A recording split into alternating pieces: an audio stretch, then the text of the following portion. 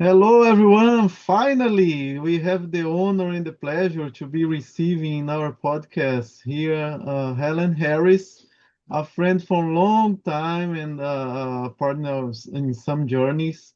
Helen, thank you so much for accepting the invitation for talking to the Brazilian and South American, actually global audience. Fortunately, this podcast is achieving places that I couldn't imagine. And it's a pleasure for us to be with you here today.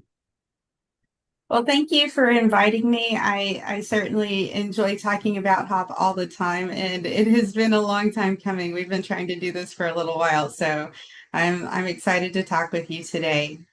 Thank you. Helen, you have a really interesting background. So could you start by talking a little bit about your professional journey for those that doesn't know you?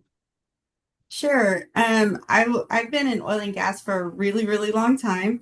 I did work in the oil and gas and safety for many years, and then in 2019, I had an opportunity to take a little bit of a sabbatical. So I went back to school. I got my master's degree, and then when I finished my schooling, I was thinking about where I wanted to go back in, and decided that I would join a company that is a pulp and paper company, which is extremely different as far as industry goes from what I was doing before.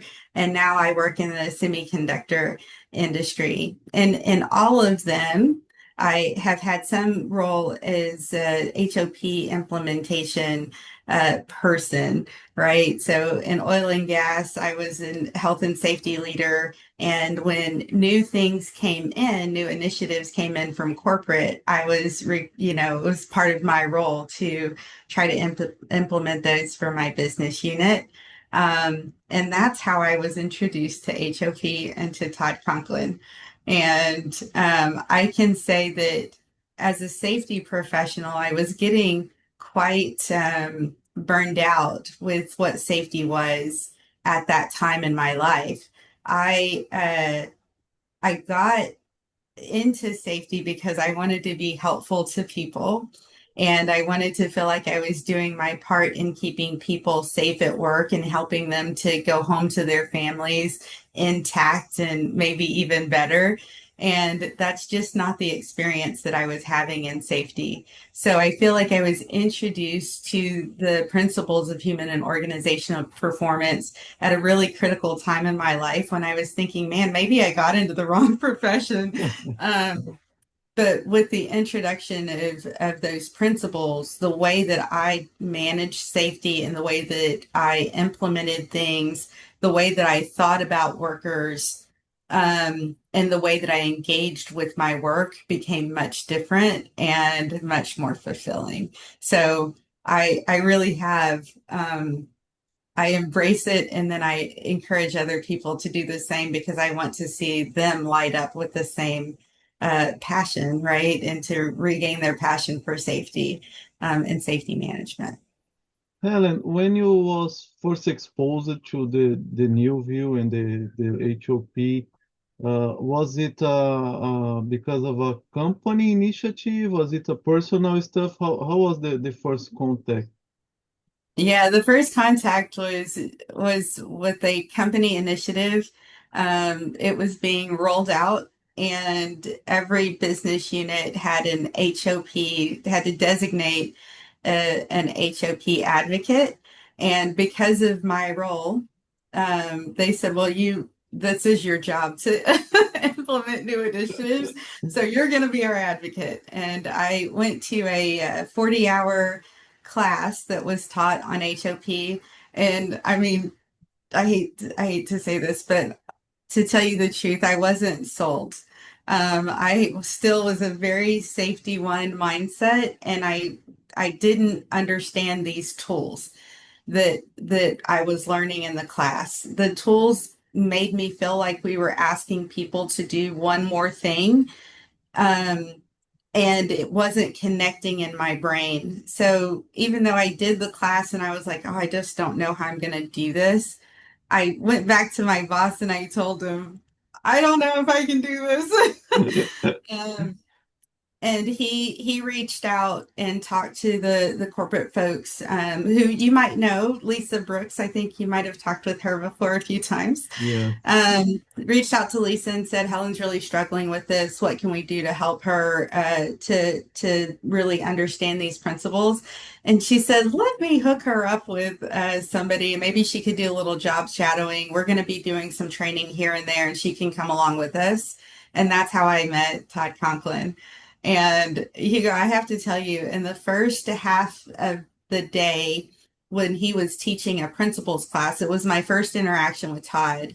I understood the principles and then I was sold. I was like, okay, now these tools really make sense to me. And so from then on, anytime I was trying to introduce HOP into an organization, I always started with principles, helping them to understand, to connect the dots, to make those tools that we use make sense for them. Yeah, the same happened to me when we first met. I think it was for 2011. And he gave the class in person in Brazil.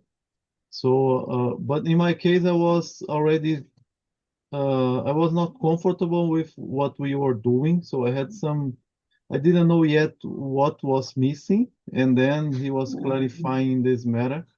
And last year, I think 2 years ago, I had the chance to be in the same event talking before him, and I have been in some events with him.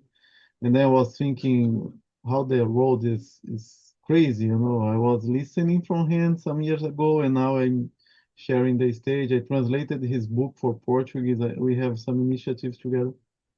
So fortunately, I took the decision to go to that class, and it changed the way I not only the way I changed I saw safety, but also my professional life. So a big hug for my friend Todd Conklin. Yeah, yes, he's definitely a great mentor to many of us and introduced us to so many different things, right?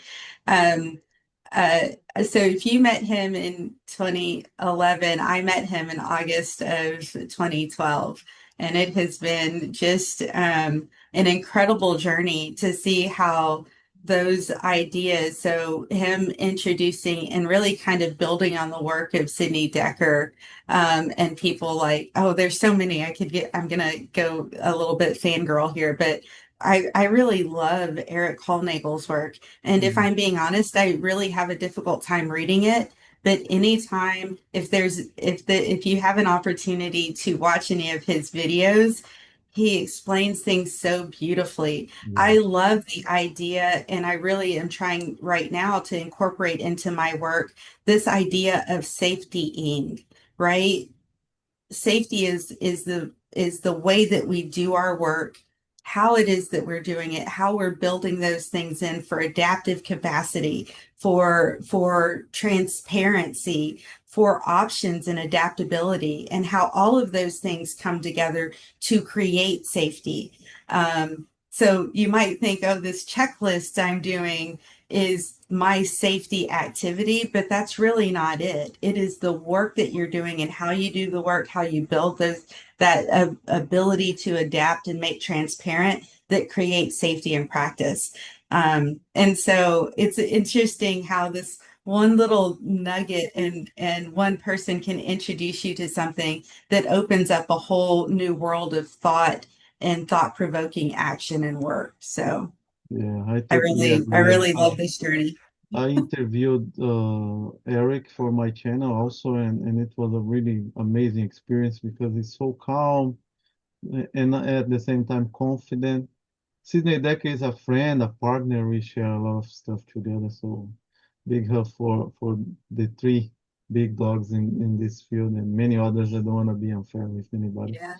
But Well, and, Helen, and I do want to just say really quickly, Hugo, of and course. don't discount yourself, because the work that you're Ah, doing in Brazil and the other, right, to help spread this message and to help us to advance safety around the world is really incredible. So while I have the opportunity, let me also say I'm a little bit fangirling here with you as well. So thank you for your contributions to the broader work that's happening.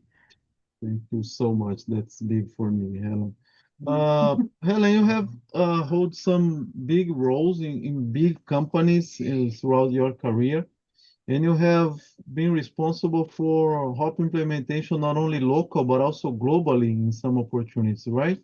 So could you tell us a little bit about it? How was the experience? What were the biggest challenge and the difference between implementing in your mother language in your country versus worldwide in different cultures and different scenarios?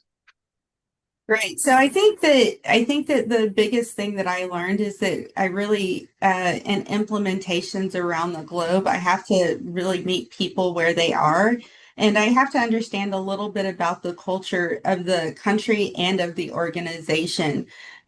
Some countries are a little bit more resistant because of the language that we use, and so one of the things that I did pretty immediately was try to make sure that we had the ability to teach this content in other languages, which, by the way, is where your book comes in really helpful because people can read it in the language and it means something to them because translation isn't always one for one, right? Yeah, So you have to have somebody who's able to translate the concepts in local language so it makes sense to the people who are receiving it, right? The audience is important. Otherwise, you're just talking to people and they're not actually grasping these really complex concepts. So I think one of the things that was very helpful, at least initially, is having those translation services. So even when I was teaching in English, we would use one-to-one in time translation, meaning the translator would speak in time in local language, and the audience would hear that language. And then when they had questions, or that this because a big part of this training is just discussion based, when they would have questions or have part of the discussion, I would hear them in my ear in English. And it's really interesting that after a little while, they just didn't, we didn't, you almost didn't even notice that you were listening to somebody else. It actually sounded like it was coming from their mouth when yeah. they were saying it. So it was a really fantastic way to do it. Um, and really brought a lot of engagement in the discussions and made those discussions richer and helped people to grasp the concepts more quickly. So I really do think that providing it in local language. I also had opportunities where I went to areas and countries where this was a kind of a really foreign thing, and where speaking up, people prefer to speak up, but maybe it is disrespectful to speak up in certain ways where it might feel like somebody is going to be in trouble, right? Then it's more easily to have people be silent. It's more comfortable for people to not bring certain things up. And so we actually, when we couldn't just like automatically take a training deck that we were using and translate it. Now we had to think about how do we introduce this to this culture and adjust maybe our examples, adjust the exercises that we do. So we did tailor some of that content to the audience that we were delivering to based on the culture again of the community and of the facilities that we were in. So I do think that that's a really important step to consider during implementations, especially on a global scale. I mean, and it's always going to be helpful if you are able to, I'm going to say, speak the language. When you're introducing things, if all of your examples are from your previous organization or your previous industry, those aren't going to land the same as examples directly from the industry that you're in. So, as a facilitator of those training courses, I would encourage you to maybe do some learning events before for the industry before you um, do the training and develop the training curriculum for them, so that you have good examples to use. Um, or go out and really do some research on that industry so that you have it specific industry examples that you can use if you don't have company specific examples you can use. Yeah, so great hints, and I have been using most of them. The language is for sure one of the biggest things that we need to pay attention. Fortunately, I had the chance to be talking about hop in Spanish in Barcelona and in other countries, in Mexico many times, and Colombia, Chile, uh, also in China. And I forced myself to learn some words. Of course, it was not, I didn't have time to learn the full language, but I learned some words, compliments and greetings and everything in order to try to connect with people in French as well. So fortunately, I have this ability to speak some languages, but this makes all the difference for being accepted, because in the beginning you are bringing something new and it's already a challenge, even though it's going to be good for them. At least we think, we believe. But bringing something new in a foreign language, makes the path even longer, in my opinion. Mm. So Helen, going a little bit closer on the focus, we talked about it globally, talking more plant-wise or regional-wise. What I've been noticed by my experience is that the biggest challenges and the biggest offenses for the implementation usually are in the mid leadership, like frontline supervisor, maintenance, and because somehow they think they're gonna lose power or influence or something like this. Uh, did you have some experience in this as well, or do you have a different opinion? So could you elaborate, please? Yeah, for sure. And I think I experienced the same thing because initially when you're doing your implementations, you're getting very senior level support. And we always want to start doing things from the bottom up. And then you kind of sandwich these really influential leaders. And it's kind of a shame. So I do like when we try to reach those folks. And I really um, again, from my perspective, like to go out and do some operational learning so that I can show this is what you're going to get when you're implementing kind of from a traditional standpoint, when you're learning from a traditional standpoint, when you're really focusing in on things like root cause um, and and using tools to dictate how you learn rather than going out and learning and then using those tools to display what it is that you've learned. So I like to have an opportunity to teach those that level of leadership as part of an implementation, but they're really busy. And so doing it through these kind of report outs where, hey, we've had a high level event, this is what's happening. What I also really, really enjoy doing though, Hugo, is finding where that particular leader is experiencing a great amount of success and saying, hey, I'm going to use operational learning in order to learn about how it is that you've created this success so that you can then replicate that, share it and replicate it through the organization so that we're shining a light on what you're doing. And people seem to be a lot more receptive to operational learning when you're highlighting success for them and really showing them this is the recipe, this is what it's taking in order to create that success. And when you dig into those types of operational learning, what you're finding is really great things that you can replicate that improve quality, that improve overall operations. As a side note, it also improves things that we're doing for safety, and that you can do. And it's a highlight, it's a positive.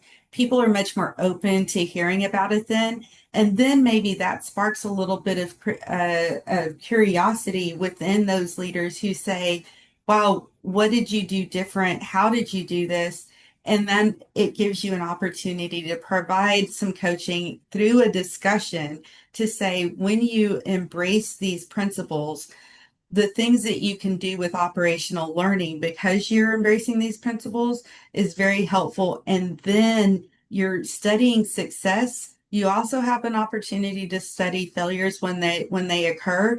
But the world of successful work is much greater than the world of failure. So let's take that and run, and it gives them a different perspective again to see kind of how is it that we are doing this work of safety, right? How is it that we're getting the work done and safetying along the way Mhm. to be successful? And I kind of like you know, embracing it that way and teaching it that way to reach that mid-level um, in an organization. You mentioned in the beginning that the company initiated the first exposure that you had with HOP, HOP for the Brazilian audience. Did you have some experience where you proposed it to the company you work for, or in all the cases it was already there, or it was started by Um, the company? that's a great question. So, um, when I left the organization I was working for that introduced me to HOP, I went to work for a small startup company in oil and gas, and I was the EHS director there. And so as a startup, we didn't really have anything. It was a very small company that has grown significantly since, but I was able to build the programs, right? So in everything that we did, I tried to implement to write it into what it is that we were doing for our standards, our procedures. I was able then to create the implementation tools for those procedures, and it was built into that. Um, so as an example, if you're writing your incident incident reporting standard, and you're talking about what you're going to do in order to prevent it from injuries from happening again, you can write in operational learning. You can write in those things that you're going to do. The same thing happens with uh, risk assessment, right? We do a lot of risk assessments. We do them a little bit differently. So all of those things were kind of built in at that point in time. And then as that program matured and the company grew, I then said, hey, I want to give you some language that I haven't introduced before. This is human and organizational performance. These are the five principles, and this is how we embed them in our work. And at that point in time, leadership and people said, but we already do that. And I said, yes, I know. Now I'm just giving you language to use. So I didn't necessarily have to, I approached it from a different perspective because I had the ability to do it. And then since then, people have hired me to come do the work because they are looking for somebody to do HOP implementation. So I didn't necessarily have to introduce it to them. But I would say that going into organizations, not always are they exactly know what it is that I do for HOP implementations, and everybody kind of has this different perspective because of the way that HOP has grown, and ideas have proliferated through different industries. So when I come in, I would have to say that there are some times when I have to do a little bit of an adjustment for, okay, this is what you think an HOP implementation is, but from my perspective, this is what it is. And now we're going to have to marry those ideas together so that you're happy and I'm happy, and we can proceed through. Um, so those are definitely interesting conversations. um, because again, this has been around for a while now, and Yeah. it started so long ago, even way before you and I were introduced to it, and people have picked things up along the way. So if they picked up things that needed to happen from the, late 90s, but they haven't kind of progressed in their thought about what HOP is. They still think, oh, I need to do this thing that we did in the 90s that worked. Yeah. Well, we know that they're right. We don't want to stay stagnant. If we can move into a world with AI and chase that technology and safety management, we should also evolve our ideas and practices um, for improvement of how we manage safety. Greatly said. Helen, I know you are short on time, so I'll put up the last question. That is something that people ask me all the time. Being through this journey of implementation in many different companies and places and countries and situations, uh, what are the changes that you notice when you see HOP implemented? And how do you know that it is implemented? So, based on your experience, because it's not math, so we need to explain all the time. No, what's really strange is that you will start to hear the vocabulary around things changing. And so that for me, that's an indicator. I think that you also get speaking to those middle managers because of the way that things are kind of sandwiched normally in organizations. You will start to see some of them reaching out and saying, "Hey, what is it that I can do? Where can I go to find more information?" And so you can see that the progression is happening. People are pulling on you for information. The language that the organization is using around learning is changing. And then the way that we talk about safety and how safety is practiced also begins to start to shift.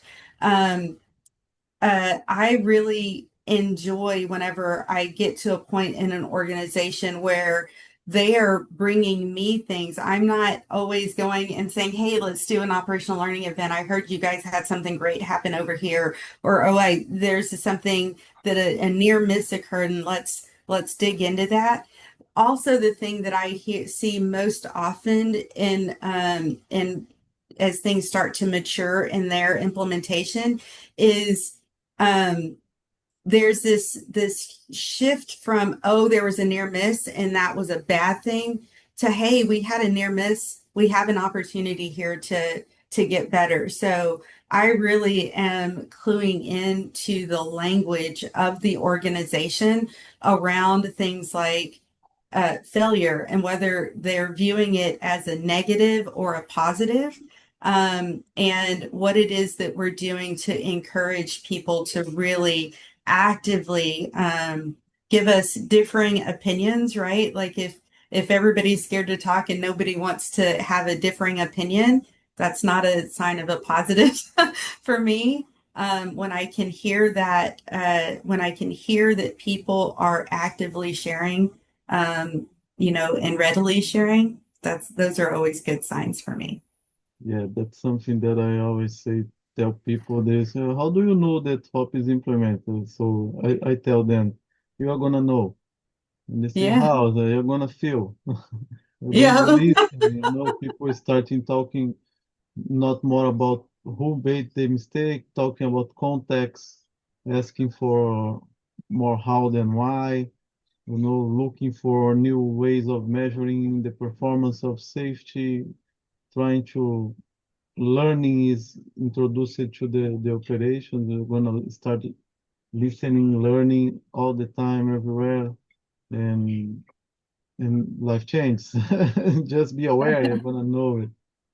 So, Ellen, thank you so much for your time. I really appreciated not only your availability, but also your contributions. You are so light, so natural. You sounded so experienced and natural, talking about stuff that usually is complex, so you made it really well and easy for me.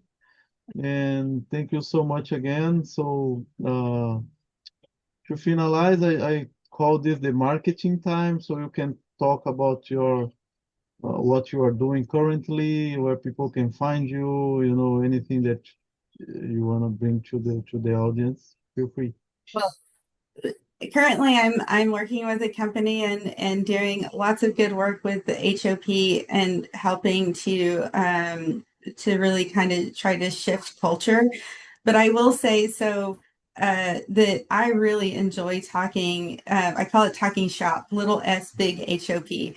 So I love talking shop with folks. So anyone can reach out to me on LinkedIn. I'm happy to have conversations um, and please, reach out. Don't be a stranger. And if you're struggling, I really encourage. There's a whole network of people who are out here doing this and want everyone to do really well with these implementations. It's so important for the growth of this um, and to spur new ideas, right, about how we can make it even better. So please reach out anytime. And then I do want to just say thank you one more time. I appreciate so much that you invited me to join the podcast. And let's not be strangers. Let's do this again. Helen Harris, ladies and gentlemen.